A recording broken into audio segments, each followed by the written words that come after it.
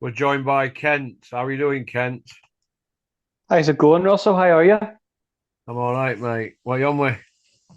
Nothing much, just enjoying the good weather, just enjoying the holidays. Good man, good man. Straight into business then. Savannah Marshall got beat. How did you have it? I'm not surprised she got beat. It's you can only do something for so long before you're exposed. And I think in the Savannah Marsh, her style is the same all the time. It's the same combinations, it's the same setup, it's the same reset, it's the same punches, it's the same output. And when you're doing that all the time, plus as well in activity, it's a bit too predictable. Think it caught up with you? Yeah, I think the style, I think the style is bloody awful. You know, I watched that fight yesterday, and when she gets herself in the range with a jab, she's already pulling the jab, this next shot back and stepping back. She's not stepping through her shots. She's not punching through her shots, and it's just a very negative. It looks like a style that and I'm not saying she is. It just looks like a style that of a fighter that's absolutely terrified of getting hit, Yeah. and that's not the style that she's implementing. It's all down to the coaches. I think someone who has long levers, who can get in and out of range, and carries a lot of power. Savannah's a big puncher. Women's boxing doesn't have very many clean knockouts. Savannah's got quite a lot of those, and when you've got those advantages and you've got that power, you should be imposing it. And that style takes takes away your levers and it takes away your power. It's absolutely bloody awful. Do you think she were reaching with a lot of shots? Every shot, Russell. Just go back and watch it again. I know you have watched the fight. You watch that fight and you look at how many times, whenever she's got her feet in the position to throw shots, she's already reaching out. Every time, it's so predictable. I always thought she were she were an ice woman, and I thought she'd ice her. I mean, the woman weren't even in shape, was she? She looked in terrible condition, like terrible condition. And you have someone like Savannah who is a good athlete as well as being an elite level ladies fighter. Inactivity obviously doesn't help any fighter. Time doesn't wait for nobody. But that style, Russell, you don't need to be. Listen, you don't need to be in shape to beat that style. You don't. It's too predictable and too easy. Okay. Hamzat Shearer's won. I had Belenga down to beat him, so I'm going to take an L on that. All of a sudden, he's with that trainer Andy Lee, the go-to guy. Go to Andy Lee, the Dark Lord. What do you think? I'm not surprised. I actually had him to win by knockout. I've never been a fan of Belanga ever. This is the guy who Top Rank get rid of. Like Bob Arum got rid of him, and Yeah. there was this talk of he was 16-16 at one stage, and then all of a sudden he wasn't knocking people out anymore. So and really a boring style. If he's not knocking you out, the style's awful. He's not really the slickest a boxer. His head is in the center all the time, like all the time, and he's coming off a loss to Calano, and I think he's been bluffing a long time. I think he's a bluffer, and I'm not surprised. If I was a gambler and I was gambling on that there, I would have took Hansa Shiraz to just absolutely smash him, like smash him. I think Shiraz is a puncher. You look at what he's done domestically. You don't really see guys. Someone's going to be elite level, world level, that how they cope when they go through domestically, and he's just walked through domestic opposition. Yes, I know he had that. He had that couple of fights where he didn't look great there, especially the last time against Adamu. But he just showed real dominance in that fight. And suppose when you're fighting someone like Belanga, you actually can, when you do get your feet in the position, because he doesn't move his head and he goes back in straight lines. It's really easy. It's not a genius. It doesn't take a genius to do that. But I know he had that early scare against Bradley Skeet, but you look what he's done from that domestically. You know, especially fights or championship fights. It's eight. He's had eight championship 12 round fights, and he's only been the distance in one of them. That says a lot. Okay.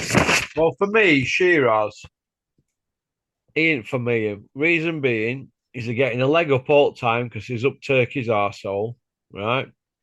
They're talking about Canelo before he's even fought Berlanga. So he's getting a leg up because he's some ambassador. And where were the same energy when he had that fight against Adames? He didn't give any media guys the time of day whatsoever, refused to do any interviews. He did one 10-second thing, and that was it. Now all of a sudden we can't keep him off social media this morning. What do you think? I think you have to take your medicine when you're giving it, Russell. Yeah.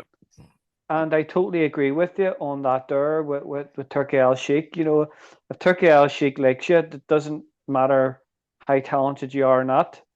But to be honest with you, that division has been a dumping ground of boxing for years now. The super middleweight division is absolute dog shit, to be honest with you. And I think if you've got anything about you at all, and I mean anything about you, you should be basically going to win a world title at super middleweight. The super middleweight division is at its purest that it's ever been, ever from its inception. I think it's a terrible division. Oh, Awful. It's absolutely bloody awful division, and I think for him now to get established at super middleweight and get a title, great, but there's nothing there for him. You know, basically the only place that he can get money and make money and obviously do well and make a legacy in a proper divisions, light heavyweight. That's the only division he's going to get a proper legacy and but suppose now that these guys don't care about legacy. no. Suppose it's all about money now. Okay. Usyk, Dubois, the two this week. How do you see it going? Just to smile. Been watching a lot of I've been watching a lot of Usyk training and for his age and what he's doing as an athlete in training is monstrous. His training is it's all power based. His boxing technique is technique based. His training is power based. You know, he does a lot of plyometric training. He does a lot of throwing and jumping, Olympic style lifting, kettlebells. This guy is a monster athlete, and I think, you know, people were saying that it's a Usyk past his best. Well, when have we seen that? When have we seen Alexander Usyk show any type of age? It's just the wishful thinking on their part. They're having to hold on to that. But my argument with all this is this: you've got Bricktop saying he's in the form of his life for blah blah blah. He's beat Miller, a 23 stone fat man, Ergovic, a plank of wood, and Joshua, who's shot to death, and Usyk done him twice, and he'd already been beat a few other times before. So, you know, it's boring now, and we'll see on the night. But when Usyk does do bar, are we are we going to see the lazy rhino with an opponent in September or November? Because it could easily be the pizza muncher, Dave Allen, against the cornbread muncher, Daniel Dubois. What do you think? No, nowhere near it. Oh, you think they'll put Dave Allen in with Dubois? No, Usyk? No. no, they know it. They know that there's no credibility in that Well, they put him in whatsoever. with Miller, though, didn't they, Kent? they put him in with Miller, who at the time had a better resume, and I would say Miller's a better big pharmacy. Miller is a better fighter than Dave Allen. What I do see happening, this is what I do see happening, is that Fury wants the trilogy against Usyk. So when you've been fighting for the money that he's been fighting the last 3 or 4 years, fighting the likes of a Sefer Safiri or whoever, there's next to nothing in that. And to be honest with you, Frank Warren in Turkey will say, right, you know what? We have got him exactly where we want him. If you want the trilogy, you'll do as we say. And you know what? You'll fight Dubois at Wembley, and the winner will fight Usyk again. Okay. That's what I see. All right. Well, who do you think the lazy rhino, aka the pizza muncher, is going to fight? I don't care. I really don't Yeah. care. No, I'm sick. I'm sick of hearing about Dave Allen. Like it's all the time. Dave Allen, Dave Allen. Dave Allen beat a novice fighter and Johnny Fisher, like a complete novice. I'm sick of the whole see from he gets smashed up by David Price. I I couldn't care less, really. You know, he get smashed up with a big stiff plumber, and he was talking about concussion, and you know, boxing has been affecting his health, and this and that, and he's been. I've no interest in him. I'm just absolutely sick of him, to be honest with you. Oh, do you think there's an accident waiting to happen, lazy rhino? Then. I'm just absolutely sick of him. I'm bored of it now. But we've been hearing this shite for the last 10 years. All right, then we'll move on from him then, Kent. Uh, what next for Joseph Parker, Kent? He's, it's difficult. It's difficult now because the guys at the very top, you know, the way I see happening next is it'll be the next fight for Dubois could possibly be Tyson Fury. What he's made? Usyk, Daniel Dubois could possibly be fighting Tyson Fury next after Usyk. So he's basically in limbo.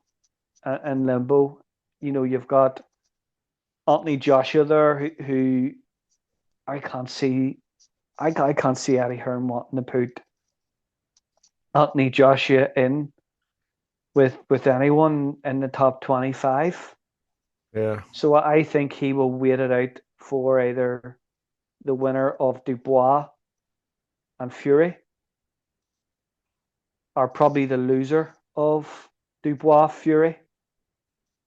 That I don't see Parker anywhere. I know Okay. there's fights like Afia Jagba, or possibly a Derek Chisora fight. Maybe even something like a Richard Torres Jr. coming in there. You know, maybe he's gonna come in and do a job for him. Possibly it's it's tricky. It's tricky because you know he's not exactly a box office star, really, is he?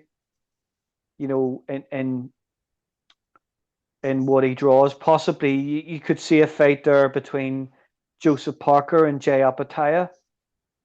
So I don't know. You know, possibly Jay. You know that would be a big fight. That would be a massive fight. You know they're you know basically countrymen as such. So I could probably see that down the road. But at fights at heavyweight right now, I don't see any fights there. Kind of for me, if I was Turkey Al Sheikh, I would be looking at what I just said there, and I don't really see anything for him. Okay.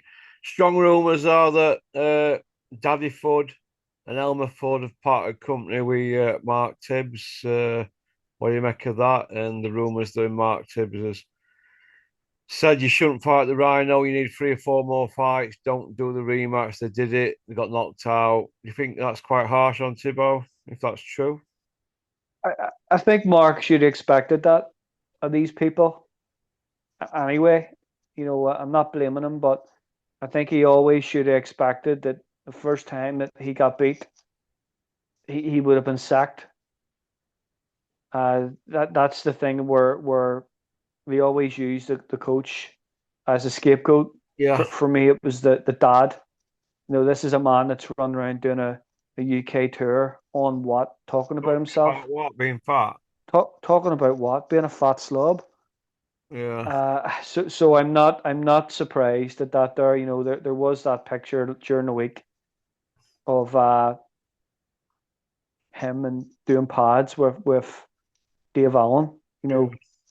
I watched the video and it was absolutely crap because he was actually getting him to punch the exact same way that he was. Those high bowler shots, and I'm thinking that's his own style that suits his natural biomechanics.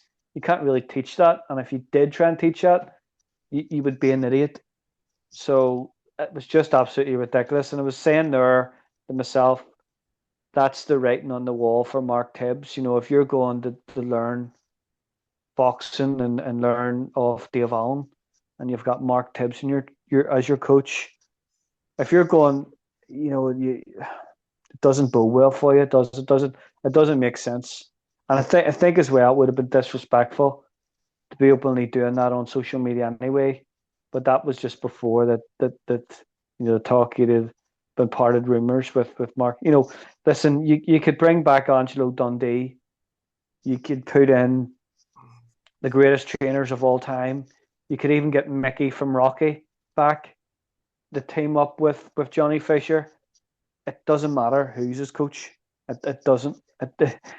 That's not the problem. He's just doesn't have the schooling, and he's just never going to be good enough. Okay. Lion Bar Muncher, Tunde Ajayi, Lion Bars in the fridge, is making a big load of noise this week because it looks like Yard's got Benavides. Dream it, believe it, become it. Do you feel that Yard tends to go from bin men to like roadmen and there's no middle ground? Yes and no. Yes and no. He has come through. A domestic fight there recently. I don't think it was a great fight. I thought it was a bloody awful fight. To be honest with you, it's listen. He's only there to mark time for Benavides. The Lyndon Arthur fight was an extremely underwhelming fight. If you're going to go in there with an absolute monster like David Benavides, having Lyndon Arthur is as a fight before that's not exactly doesn't actually bode you well because it's two completely different fighters with two completely different styles. I agree with you on, obviously the Sergey Kovalev fight. You're right. You're right. He just basically jumped into that off fighting, kind of WBO level fighters. Yeah. He did win a Southern Area title before the I think Kovalev took the fight, belt off but Lyndon Arthur as well. yeah, he did. Going from Southern Area, to fighting Commonwealth. Kovalev in Russia, there's a massive, massive, massive gulf in class there, Russell. Yeah, okay. Eddie Hills has come out spitting, saying, well, Rodriguez tested after the fight and he's guilty and look what he's done to Galiafai. In my opinion, he was referencing to Crusher Ben tested dirty in camp, not after the fight. But as far as I'm concerned, if Rodriguez has got it in his system, he's guilty. I don't need all this, let him have grounds for appeal. Just crack on with it. What do you think? I agree with you. It's funny, like it's funny that you beat the home fighter, and then all of a sudden you test positive. But I agree with you. If you have failed in camp, pre camp, post camp, you need band. You need to do a 4 year ban. Simple as. There's no. I don't even think. You know what the worst thing now in boxing now is appeals The what? and appeals Oh and yeah. appeal. If you can say, yeah, tainted supplements. I got this Ease eggs. I had this supplement. I had this meat. It's just the easy way to get back on the horse again. They don't actually really serve bans now. It's a 6 months, then you're back. I think strict liability if you've it in your system, no matter where you got it from, your 4 year banned. That's it. Simple. Okay. Well, Eddie Hills, looking at the list here, he's worked with 15 dopers since he's been a professional sorry, since being a promoter. And he even tried to sign Tyson Fury. So Eddie's got no morals, has he? So how can he go on about it? The hypocrisy from Hills. Hills. What do you think, Kent? It's purely hypocritical from him. It really is, especially when you look at the Conor Benn situation What hiding and drug how dealers, that not wanting to let fans know while they're buying tickets and booking hotels. hotels, travel. It's not just guys across UK. There was people flying from all over Europe to come and see that fight, I'm sure. And it was just an absolute disgrace that they actually tried to go through another body to get this fight on, and they were trying to prove that what he had in his system was a metabolite that a picogram of whatever that Yeah. wouldn't have any sort of physiological carryover on the night. It wouldn't have made any difference. Is an absolute disgrace, and that's the hypocrite of Eddie Hearn. The guy tested positive.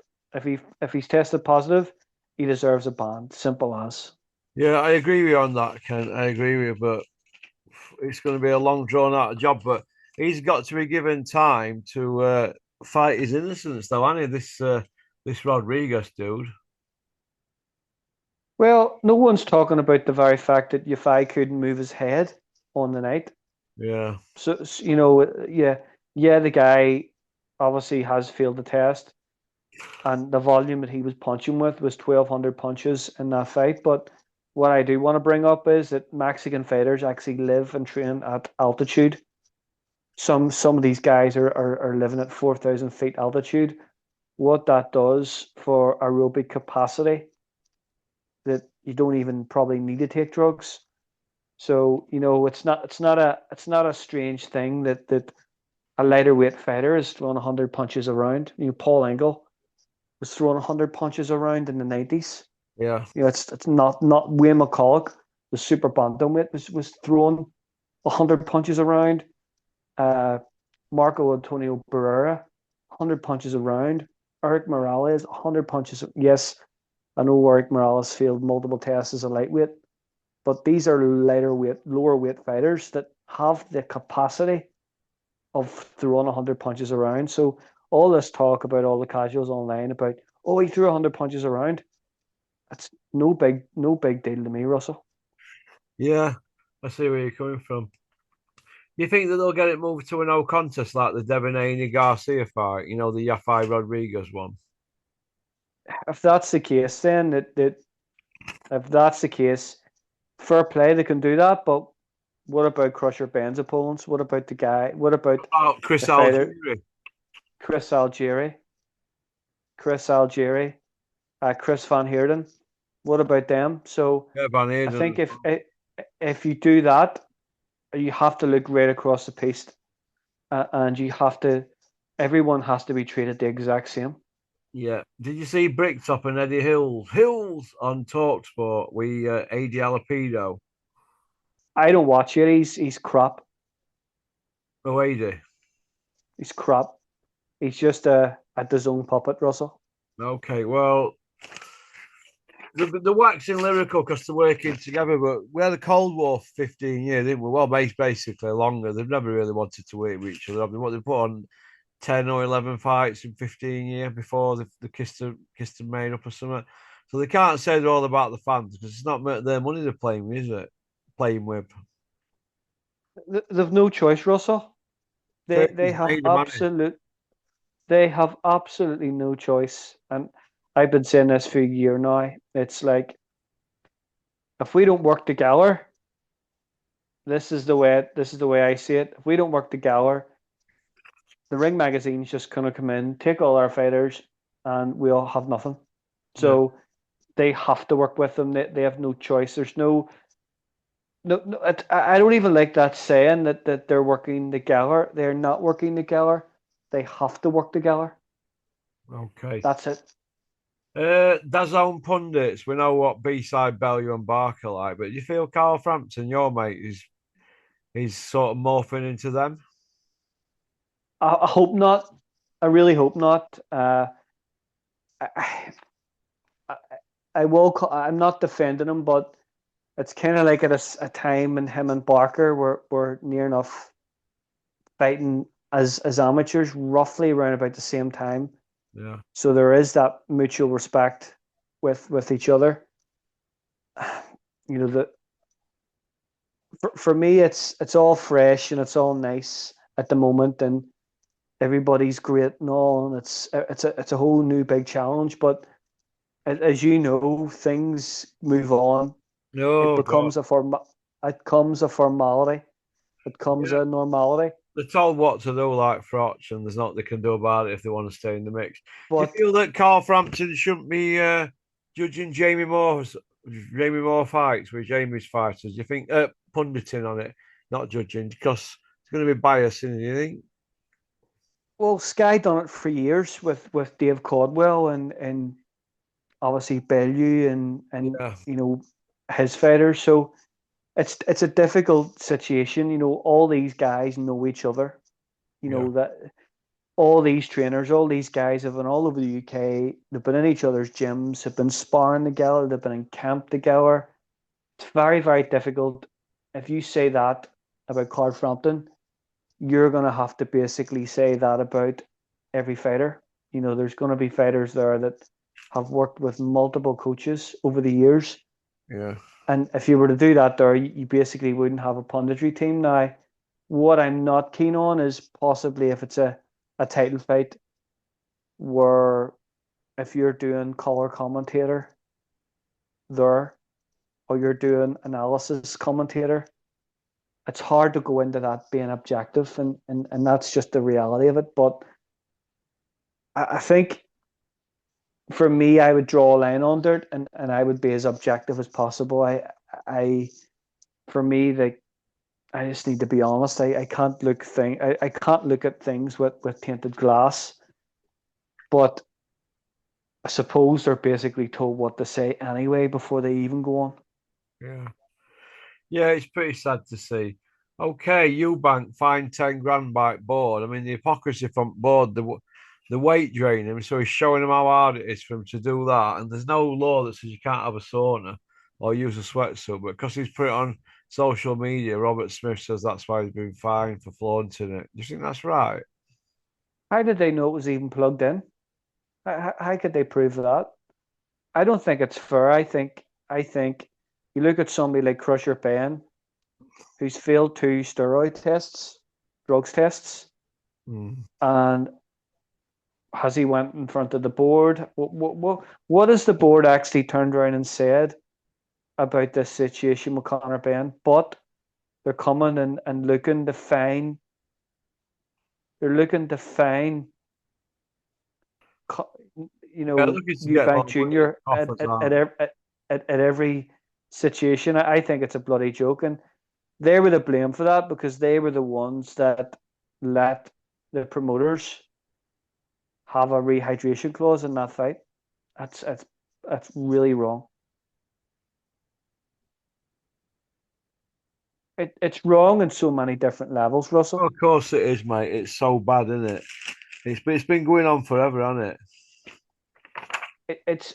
They caused that problem, and if I was Eubank Junior, what I would do from now on is I would rip up my license get a Luxembourg license, and means he doesn't have to pay them anything ever again. That's what I would do. Okay. Uh, Jake Paul is in the news. He's with Turkey. He's here, there. He's everywhere. What do you think about this Jake Paul character? And do you think he's going to fight Joshua? Because Eddie's talking it up. I think you're right what you said there. He is a character. He is a character. He's listen, Russell. See if it's like this here. If Turkey Al Sheikh woke up in the morning and wanted Anthony Joshua to fight Mike Tyson and Frank Bruno, Yeah. it would happen. Yeah. It would happen. Honestly, you look at the whole Francis Ngannou thing with AJ. You look at that whole fight with Fury that he beat. Yes, Francis Ngannou was an elite level UFC heavyweight champion who had combat sport experience. With this guy who you look at that last fight against Chavez Jr., that fight was an absolute disgrace. That was a mockery. To say that this guy's actually a boxer is a total disgrace to boxing. That he's fighting these guys, going into these fights, knowing it's safe. There's all sorts of, you know, stipulations, clauses. I just think it's wrong with boxing. I think we're boxing now with these guys taking over everything. They're monopolizing it. I think boxing's in a terrible place right now. Okay. Dennis McCann. Bricktop says it's farcical what they've done. When asked why, he said that the procedure's not been done right. Apparently, they wrote the wrong day on a form or something. But I'm saying this: what it found in this system, performance enhancing drugs? The answer is yes. So what is the problem, and why have we got the GAD and people on Talksport saying that it should be thrown out, this charge? See, these guys have got the best solicitors, best barristers, the best advice. Yeah, that's what's it's going it's on. it's that's what it is, and they can say, right, well, you know what, you have made a big mistake here in your procedures and policies, so you broke them. This is non void, and he will get off because of it. Yeah, He will get off because of it. it's a strange one, isn't it? Really, what's going on there? Do you think? I think people now, Russell, you look at 10 years ago. If you failed the test 10 years ago, put your head down. You get out of the road. You said nothing about it, and you said nothing to nobody about it. You know, if you failed a drug test 10, 15 years ago, and you could actually get away with it, disappeared for a few years.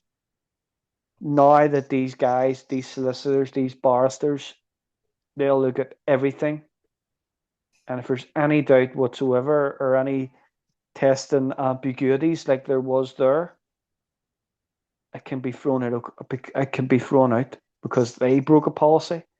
Yeah, But for me, strict liability means strict liability. I don't care if you write the wrong date. You write that it was in Leeds, Essex, Timbuktu. I don't care. If you've got stuff in your system, you need to be banned. yeah, I agree with you, mate. Joshua Tyson Fury, has it become boring, Kent? It was born 4 years ago, 5 years ago now. Eric It was Chisora looks like he's not fighting Parker after all. After that big announcement from the GAD, he's been made to look stupid, hasn't he? well, it's not that he's been made to look stupid. He looks stupid every day. I don't even need to listen to him Yeah, to make him look stupid. The guy's an absolute tosser, Russell. yeah. Okay. Well, listen, thanks for coming on, Kent. Nice to get you on. The hardcore's hardcore. You're very welcome, Russell. Hopefully we can get another video done this week. Yeah, I'll get you on So another. we can. We'll cover another topic that I wanted to do today in part two, but we'll save it for in the week, yeah? We definitely will, Russell. Okay, Russell. All the best. I know you've been busy, Kent. Listen, you have a great Sunday, what's left of it, and I'll speak to you in week or probably tomorrow. All right, brother. Okay, bro. Okay, Good night. peace out, Russell. Cheers, Kent. Bye. That were Kent from Ireland. Women love him, men want to go for a jog with him. And that's about it. Time to get my head down. I'm absolutely shatterooned. Go on, peace out. I'm just about to munch on a beef and onion pie. Big pie muncher from Yorkshire. Go on, pop, pop, bang.